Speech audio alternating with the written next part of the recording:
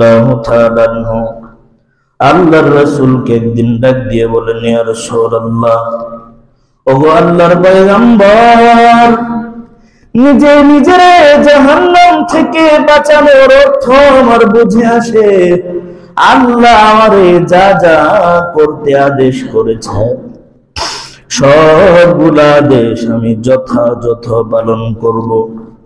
আল্লাহ আমারে যা যা করতে নিষেধ করেছেন, হারাম করেছেন, সবগুলা হারাম থেকে আমি বেঁচে থাকব। আর এইভাবে আমি আমারে জাহান্নাম থেকে বাঁচাতে পারবো। সরকার আহলায়ালকে জাহান্নাম থেকে বাঁচানোর অর্থ আমি ওমরের বুঝে আসে নাই। নবী গো, মায়া করে দয়া করে বলে দেন, পরিবার পরিজনকে কিভাবে জাহান্নাম থেকে বাঁচাবো?